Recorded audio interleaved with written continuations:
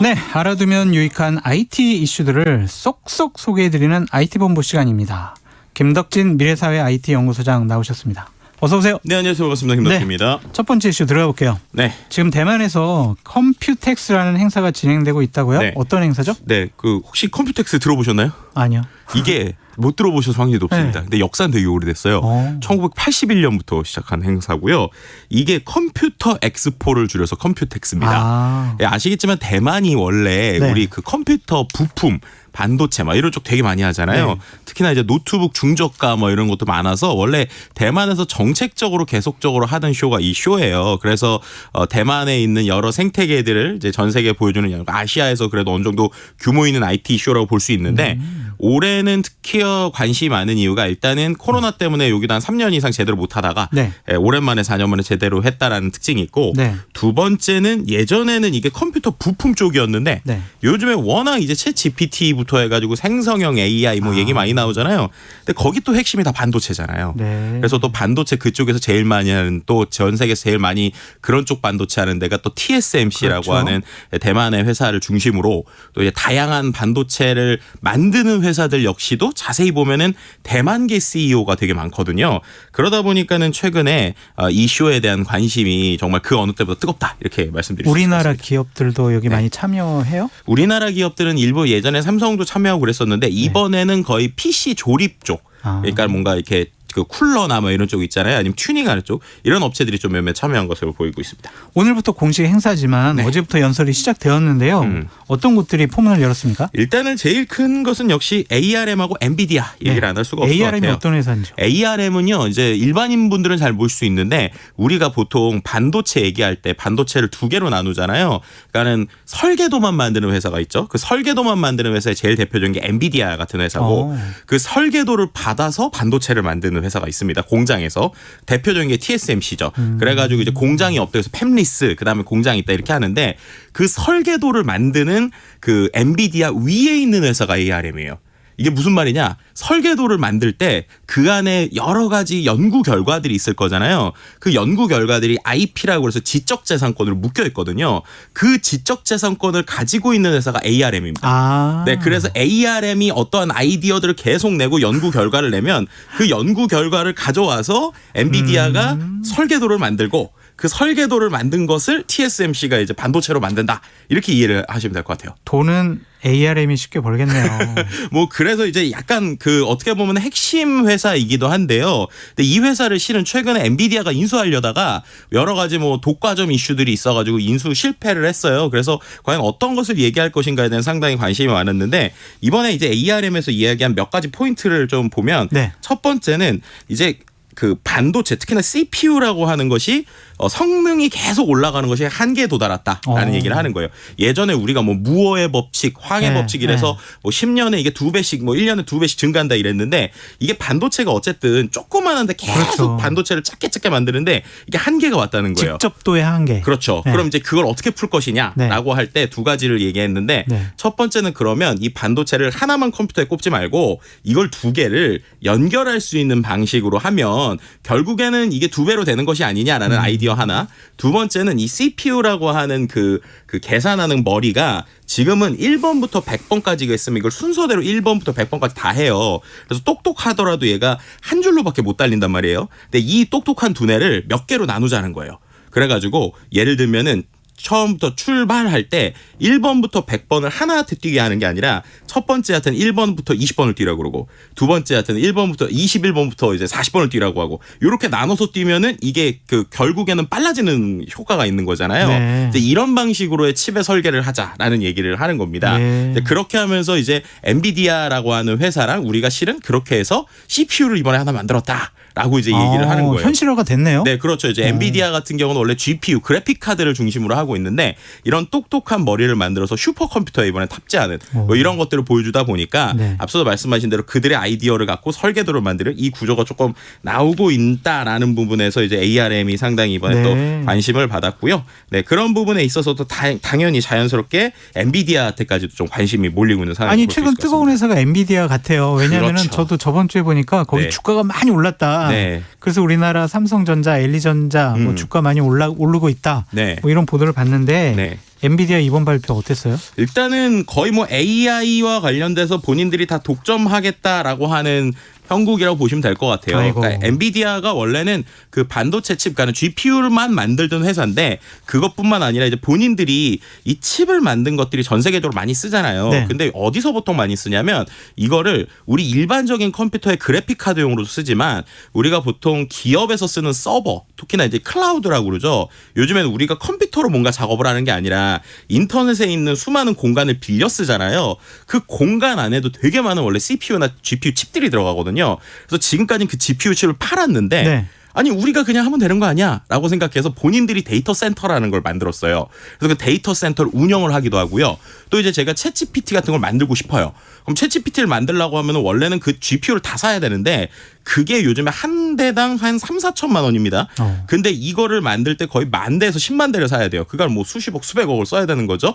그러지 말고 우리 거 빌려 써라 라고 하는 게 또 엔비디아의 전략이에요. 그래서 아예 덩치 큰 거를 기업에게 주기도 하지만 개인이 뭔가를 만들려고 할 때도 우리 거 잠깐 며칠만 빌려 써도 돼. 이런 형태들을 하다 보니까 결국에는 칩만 만드는 게 아니라 서비스도 하고 운영 체계까지 하겠다는 것을 이제 전체를 그림을 보여주고 있고요. 네. 그런 부분에서 좀 하나 흥미로웠던 게 원래 이 대만에서 이제 그 젠슨 왕이 뭐 대만 출신이기도 하지만 대만계 미국인이지만 어쨌든 기본적으로 보통 대만이라고 하는 곳은 본인들한테 칩을 만들어주는 곳이었어요.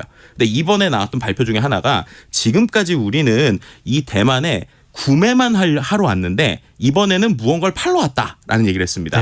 이게 무슨 말이냐면 스마트 팩토리라고 그러죠. 공장에 들어가는 여러 가지 것들도 이번에 엔비디아가 이제 좀 내놨거든요. 그래서 이제 대만 분들도 대만 공장에서 이제 엔비디아로 뭐 만들어주는 것만 하는 게 아니라 우리 솔루션도 쓰셔야 돼요. 뭐 이런 식으로 전체적인 그림을 좀 보여주면서 아주 공격적으로 나오고 있다. 그게 젠슨 왕이 한 대학 졸업식에서 말한 내용인가요? 네, 실제로 이제 이번에 젠슨 왕이 정말 영웅처럼 된 이유가 지금 말씀드렸던 거 컴퓨텍스의 바로 기조연설 어제 했었던 거고요. 그 전에 바로 며칠 전에 실제로 국립 대만대학교, 그러니까 우리나라 지금 서울대 같은 곳이죠. 그런데 졸업식 축사를 27일에 했었어요. 네. 근데 이게 상당히 의미 있었던 게 이제 젠슨 왕이 아까 말씀드린 대로 원래는 이제 대만에서 태어나서 63년도에 태어나서 72년도에 태국으로 이민 가고 그다음에 미국으로 유학 갔거든요. 그래서 어떻게 보면은 이제 그 사람이 전 세계에서 가장 큰 회사를 이끌다 보니까 상당히 대만의 약간 영웅 같은 느낌이고 실제 이 졸업식 축사를 부모님이 같이 보셨다고 해요. 그러니까 상당히 이제 좀 자랑스러웠겠죠. 근데 그때 얘기했던 게 AI를 활용하지 않는 회사는 도태될 것이다. AI에 능숙한 사람은 일자리를 잃지 않을 것이다. 그래서 지금 AI는 대만에게 황금 같은 기회다. 이런 얘기를 했고요. 그다음에 이제 이 젠슨 왕이 했었던 얘기 중에 상당히 사람들에게 인상 깊었던 게 지금의 변화를 본인이 대학교 입학할 때 비교를 했어요. 본인이 1984년도에 졸업할 때입니다. 오리건대를 졸업할 때는 평면 스크린하고 스마트폰이 없었는데 컴퓨터 혁명이 시작되면서 모든 것이 바뀌었다. 맞아요. 근데 요즘에 40년 전과 되게 흡사한 모습이다. 그래서 인공지능이 모든 산업을 혁신하고 그 출발점에서 지금 졸업하기 때문에 졸업하기 좋은 때다. 이런 얘기까지 했고요. 심지어. 그래서 이제 마지막으로 얘기했던 게 그럼 인공지능 시대에 어떻게 생존해야 되냐.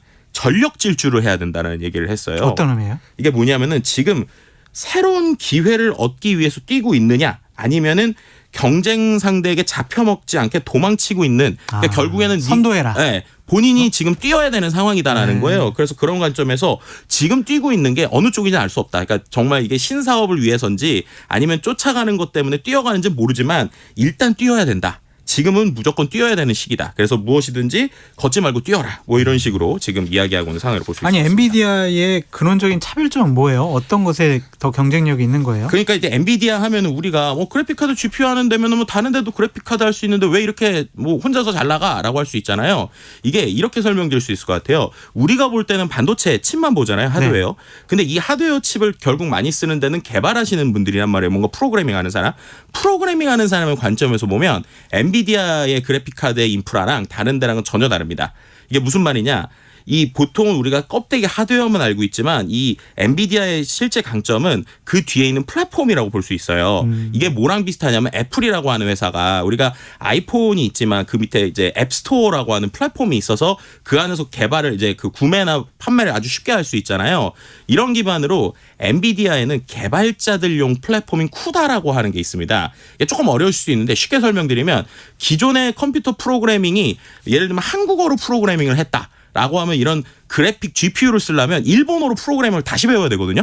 어렵잖아요. 근데 이 엔비디아의 쿠다라고 하는 게 뭘 해주는 거냐면 내가 한국어로 프로그래밍을 해놓으면 자동으로 일본어로 바꿔주는 거예요. 그렇게 되니까는 우리가 GPU를 쓰면은 인공지능이 좋긴 한데 이걸 쓰려면 다시 배워야 되고 어려운데 그걸 자동으로 해주는 거를 언제부터 했느냐 이게 2000년 초반부터 계속 개발을 해왔거든요. 네. 그러니까 그 수십 년의 개발의 어떤 차이가 결국은 하드웨어 플러스 플랫폼이라고 하는 것들이 지금의 변화의 축을 보여주고 있고 그 누적된 힘이 지금 엔비디아를 만들고 있다 이렇게 설명드릴 수 있을 것 같습니다. 그러니까 너무 부러운데요. 네. 경쟁자 없어요? 우리나라에서는 뭐 이런 회사를 네. 좀 따라가거나 아니면 유사한 기업 있나요? 그러니까 이게 참 이제 우리나라 관점으로 보면 어쨌든 지금 따라가려고 하는 회사들이 몇 개 생기긴 했어요. 근데 엔비디아처럼 그대로 가기는 어렵고요. 어떤 특정 분야에서 특화된 녀석들 그런 것들이 있고 또 한 가지 저는 기대하는 게 네이버하고 삼성전자가 MOU를 최근에 맺고 네. 둘이서 지금 계속 이러한 생성형 반도체를 지금 개발하고 있거든요. 왜냐하면 결국 네이버가 인공지능 중에 이런 챗GPT 같은 거 해야 되잖아요. 그러니까 결국 그들이 클라이언트가 되고 만들어주는 게 삼성전자가 되면 제일 좋은 그림이겠죠. 그래서 그런 부분에서 좀 기대를 할 수 있는데 향후 1, 2년 동안은 솔직히 지금 엔비디아의 적수는 없다. 이렇게 좀 냉정하게 좀 말씀드릴 수 있을 것 같습니다. 안타까운 부분이네요. 네. 컴퓨터 전 산업에 미치는 대만의 위력을 다시 한번 보여주려는 것이 이번 행사의 의미라고 보여지는데요. 우리나라 지금 참여하는 게 아까 뭐 거의 없다고 하셨는데 네네네. 없어요? 지금은 이제 아까 말씀드린 대로 이게 4년 만이고 PC 업체 중심이다 보니까 우리나라에서 좀 4년 만에 PC 중심의 업체들이 있고요. 솔직히 아까 더 잘 아시겠지만 지금 미중 간에 여러 가지 무역 갈등이 있기 때문에 우리나라 업체들이 지금 대만에 하는 것들 좀 나가기 좀 조심스러운 상황이다. 이런 얘기도 좀 같이 좀 드릴 수 있을 것 같습니다. 그러니까 본격적으로 이제 오늘부터 행사가 진행될 것 같은데요. 눈여겨볼 행사 내용 어떤 것인지 콕콕 집어주세요. 네, 한 두 가지 정도 꼽아드리면 우리가 이제 계속 지금 엔비디아 얘기만 했지만 원래 이 칩 쪽에 또 퀄컴이라고 하는 또 강력한 회사가 있죠. 그래서 통신칩 만드는 퀄컴의 발표. 그다음에 인텔도 이번에 뭔가를 좀 내놓기는 했거든요. 네. 근데 아직까지는 이제 워낙 요즘 엔비디아가 잘 나가니까 거기에서 조금 밀리고 있는 부분이 있지만 인텔이 또 어떤 식으로 반격할지 이런 부분도 같이 그러니까 지켜보시면 좋을 것 인텔과 같습니다. 엔비디아는 비슷한 유형의 기업체. 네, 그러니까 어떻게 보면은 둘 다 반도체를 설계하는 업체인데 좀 더 포커스가 인텔은 똑똑한 머리인 CPU를 만드는 쪽이고 그리고 GPU라고 하는 그래픽 카드 기반이 엔비디아였는데 말씀드린 대로 엔비디아에서도 이 뇌 쪽을 좀 공부하려고 하고 또 반대로 CPU만으로 한계가 있는 인텔도 이제 이런 AI를 하려면은 엔비디아가 하는 영역들을 좀 같이 가야 되거든요. 그래서 이 둘이 계속적으로 보이지 않는 경쟁을 하고 있다 이렇게 말씀드릴 수 있을 것 같습니다. 네. 아이고 오늘 아주 너무 말씀 잘 정리해 주셔서 감사하고요. 네. 참 세상은 너무 빨리 변하는 것 같아요. 전 이 분야의 문외한이긴 하지만 앞으로도 관심 있게 좀 지켜보도록 하겠습니다. 김덕진 미래사회연구 IT 연구소장님께서 많은 국민들에게 이런 상황들을 많이 알려주셨으면 좋겠어요. 감사합니다. 네, 오늘 말씀 감사합니다. 네, 고맙습니다. 네.